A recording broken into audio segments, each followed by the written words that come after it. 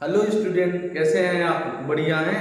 स्वागत है आपका अपने YouTube चैनल पर जिसका नाम है पारस कोचिंग इंस्टीट्यूट। डियर स्टूडेंट, अक्सर स्टूडेंट को ये देखा गया है कि जब मैथ का नाम आता है और मैथ में स्पेशली अंडर रूट वाले कोई सवाल आ जाते हैं तो उनके वो फाकते हो जाते हैं। उनको समझ में नहीं आता कि यार इस सवाल को करें क्या। मतलब एक कहते हैं ना, अंडर रूट को देख करके दिमाग में एक डर बैठ जाना। तो चलिए आज हम ये जो आपके दिमाग में जो डर है उसको पूरी तरह से निकालते हैं। आज हम आपको एक ऐसा जो टॉपिक है वो बताने जा रहे हैं जो पेपर के लिए बहुत इंपॉर्टेंट है और अक्सर उस टॉपिक में स्टूडेंट बहुत गलती करते हैं। बार बार पढ़ते हैं लेकिन तैयार नहीं कर पाते हैं, भूल जाते हैं। तो इस वीडियो को देखने के बाद आपको कभी भी भूलने वाला कोई चांस ही नहीं रहेगा कि आप ये क्वेश्चन को भूल जाएं। तो डियर स्टूडेंट, आज हम लोग जो डिस्कशन करने जा रहे हैं वो ये है कि सिद्ध कीजिए कि कोई भी संख्या, चाहे अंडर रूट 2 है, अंडर रूट 3 है, अंडर रूट 5 है, एक अपरिमेय संख्या यानी इरेशनल नंबर है। तो ये ऐसा क्वेश्चन है जो अक्सर स्टूडेंट को बहुत परेशान करता रहता है और पेपर के लिए इंपॉर्टेंट है, इसलिए स्टूडेंट उसमें ज्यादा फोकस भी करते हैं, बार बार कोशिश करते हैं लेकिन भूल जाते हैं। तो अब इस वीडियो को देखने के बाद आपको ये वाला जो क्वेश्चन है बिल्कुल 101% तैयार हो जाएगा। कभी भी कोई संख्या अपरिमेय सिद्ध करने के लिए कह देगा तो आप आराम से कर लोगे। तो देख लीजिए, ये वाला है। तो इसमें हमने लिख दिया है कि under root 2, under root 3, under root 5 एक अपरिमेय संख्या है। तो अक्सर पेपर में चाहे अंडर रूट 2 आए, चाहे अंडर रूट 3 आए, चाहे अंडर रूट 5, ये तीन ही मैक्सिमम आते हैं, इसलिए हम तीन ही लिए हैं। बताएंगे एक, लेकिन आप तीन क्या, जब भी अपरिमेय संख्या सिद्ध करने के लिए कहेगा तो आप बढ़िया से कर लेते हैं। तो अब यहाँ पर हम लोग एक, चाहे अंडर रूट 2 वाला लेके करें, चाहे अंडर रूट 3 वाला लेके करें, चाहे अंडर रूट 5 वाला, तो यहाँ पर सबसे बड़ा है अंडर रूट 5। ठीक है, तो अंडर रूट 5 वाला हम लोग लेकर के करते हैं। तो जो हमारा जो क्वेश्चन है इन सब में हम सिर्फ ये वाला लेकर बताएंगे और उसके बाद आप सब कर लेंगे। तो हमको सिद्ध करना है अंडर रूट 5 एक अपरिमेय संख्या है। अंडर रूट 5 एक क्या है? अपरिमेय संख्या है। अपरिमेय संख्या है। ये एक टॉपिक है, बहुत इंपॉर्टेंट टॉपिक है और काफी इंटरेस्टिंग है। तो अंडर रूट 5 एक अपरिमेय संख्या है, तो इसको हम करते कैसे हैं? चलिए फटाफट हम लोग सीख लेते हैं कि अंडर रूट 5 एक अपरिमेय संख्या है तो कैसे है, इसको प्रूफ कैसे करते हैं। तो सबसे पहले इसको जब हम प्रूफ करते हैं तो हम इसको प्रूफ करने के लिए सबसे पहले मान लेते हैं, माना अंडर रूट 5 एक परिमेय संख्या है। अंडर रूट 5 एक परिमेय संख्या है। तो सबसे पहले हम मान लेते हैं अंडर रूट 5 एक परिमेय संख्या है। Under root 5 is a rational number. तो देखो, जब भी हम प्रूफ करेंगे कि ये कैसे है, जैसे कि अपरिमेय सिद्ध करना है तो आप उल्टा मानो। जैसे किसी से अगर कोई काम करवाना है कि भैया ये काम आप कर दीजिए, ठीक है, तो आप फिर वो आनाकानी करेगा, अरे यार पता नहीं ये काम करेंगे कि नहीं करेंगे, तो उनसे उल्टा करिए, यार लगता है ये काम आप नहीं करोगे, तो खुद ही कहेगा लाओ यार थोड़ा हम काम ये कर ही देते हैं। तो यहाँ पर हमको सिद्ध क्या करना है? अपरिमेय संख्या। तो हमने माना क्या? परिमेय संख्या। अंडर रूट 5 एक अपरिमेय संख्या, तो हमने माना क्या? अंडर रूट 5 एक अपरिमेय संख्या, परिमेय संख्या है। तो अब आप देखे होंगे कि कोई संख्या अगर परिमेय संख्या होगी तो परिमेय संख्या की आप परिभाषा पढ़े होंगे कि कोई भी संख्या परिमेय संख्या तभी होगी जो P/Q के रूप में होगी, यानी अंश और हर के रूप में होगी, और हर का मान कभी भी 0 के बराबर नहीं होगा, यानी जो डिनोमिनेटर होगा उसकी वैल्यू 0 नहीं होगी। तो यहां से हमने क्या किया कि लिख कर दिया P/Q, under root 5 equal to P/Q। एक चीज डियर स्टूडेंट यहां से देख लेना, यहां से P तथा Q सह अभाज्य संख्याएं हैं। सह अभाज्य संख्याएं हैं। सह अभाज्य संख्याएं हैं और Q का मान 0 के बराबर नहीं है। एक चीज यहाँ पर सबसे मेन यहाँ पर है P और Q is a coprime number. सअभाज्य संख्याएं हैं। सअभाज्य का मतलब P और Q किसी भी संख्या से विभाजित नहीं होंगी। P और Q सिर्फ कटेंगी तो एक एक तो छोड़ देते, एक काम आने छोड़ दो, यानी P और Q, ना P Q को काट सकता है, ना Q P को काट सकता है, ना कोई भी संख्या P और Q को, अगर P और Q दोनों को काट देगी तो समझ लेना वो, ठीक है, अभाज्य तो है ही है, तो वो सअभाज्य संख्याएं हो जाएंगी। एग्जाम्पल के लिए जैसे हम देख लेते हैं 3 और 5, 3 और 5 ये दोनों को प्राइम नंबर है, सअभाज्य संख्या। क्यों? क्योंकि 3 और 5 एक ऐसी संख्या है जो कोई संख्या, जैसे कि ये 3 और 5, ना कोई संख्या 3 को ना कोई संख्या 5 को काट नहीं रहा है, यानी 3 और 5 का केवल एक ही गुणनखंड मिलेगा, वो है 1। एक को हम छोड़ देते हैं, अर्थात 3 5 दोनों अभाज्य, 3 5 एक दूसरे से नहीं कटती, तो ये है सअभाज्य संख्याएं।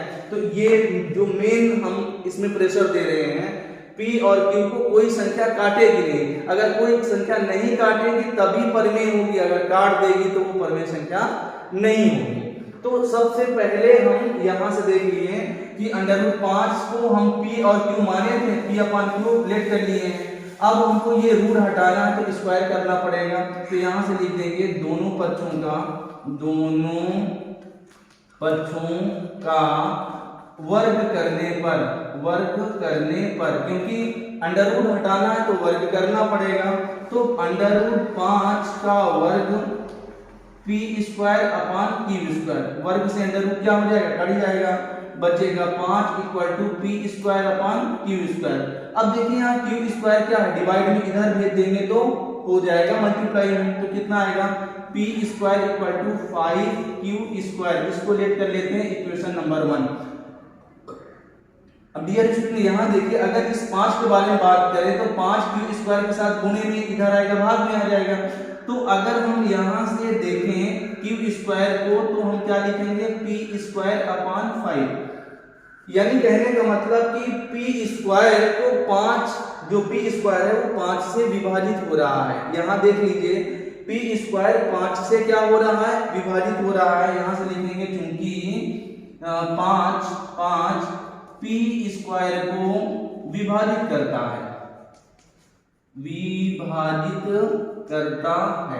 5 P² को विभाजित करेगा, तो इसलिए 5 P² को विभाजित करेगा तो 5 P को भी विभाजित करेगा।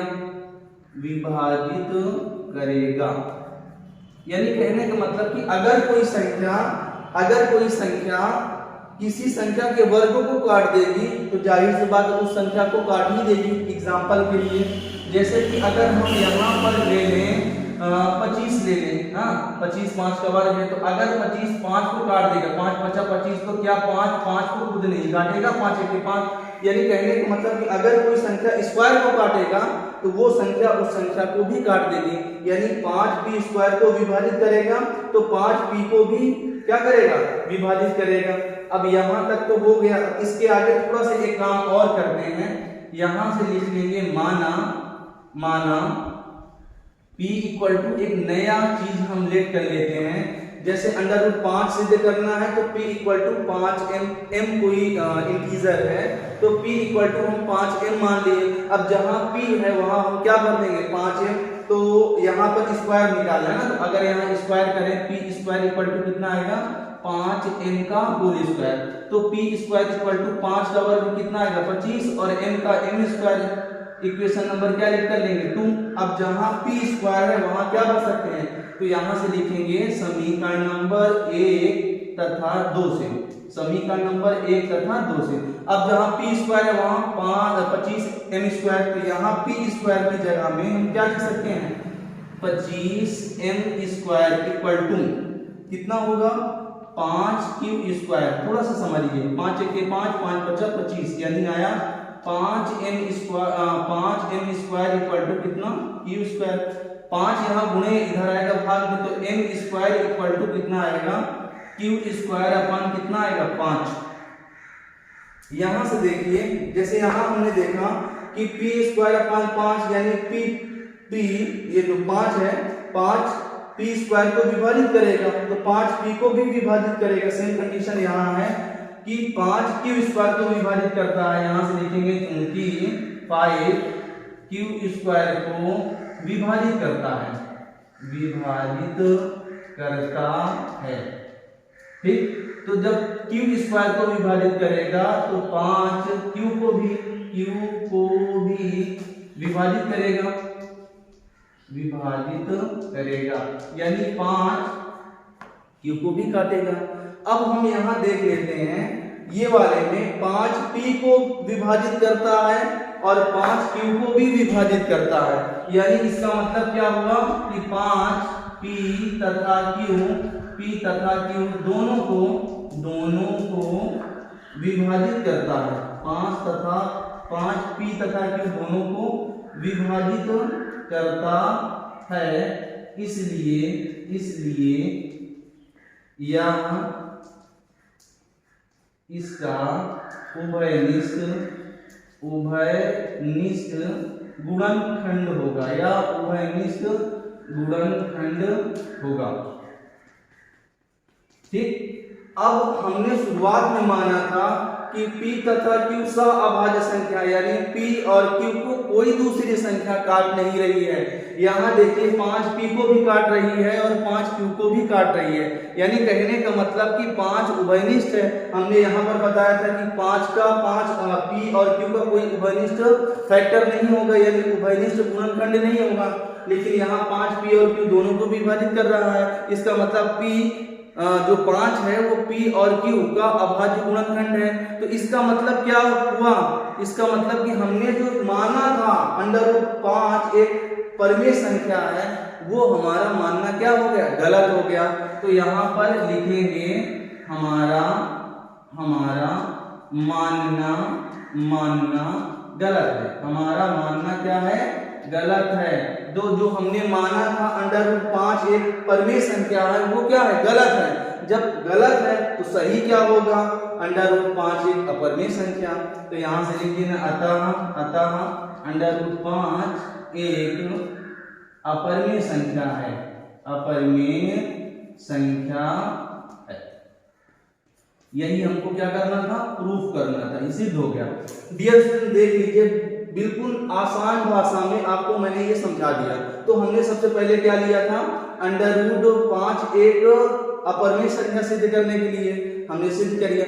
अगर बोर्ड के पेपर में √5 अपरिमेय संख्या ना आए, √5 की जगह में आ जाए √3, देख लीजिए हमने कहा था मैं इसको इतना अच्छे से बता दूंगा कभी भूल नहीं पाओगे।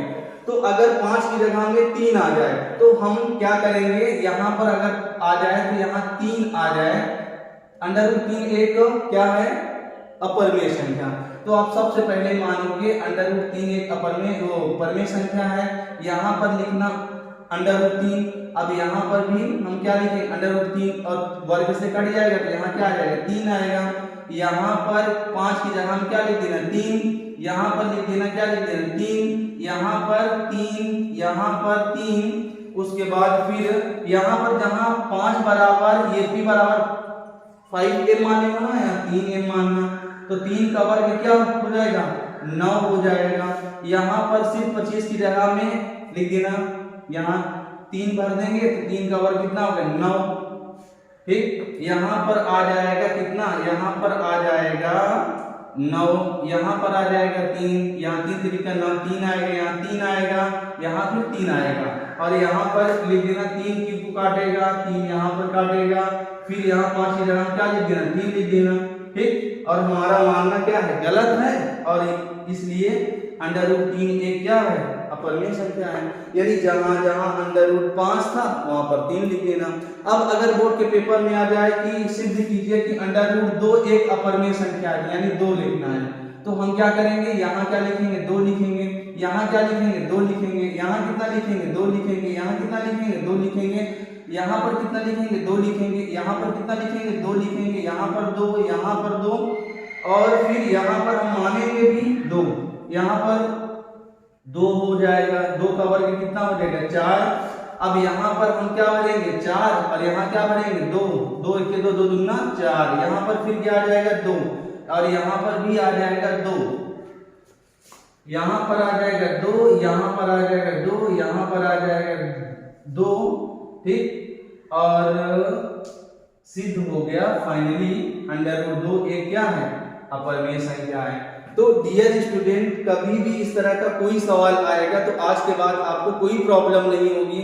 √2 आ जाए, √3 आ जाए, √5 आए, √7 आए, √11 आए, तो आप बढ़िया से सिद्ध कर लोगे ये अपरिमेय संख्या कैसे है। तो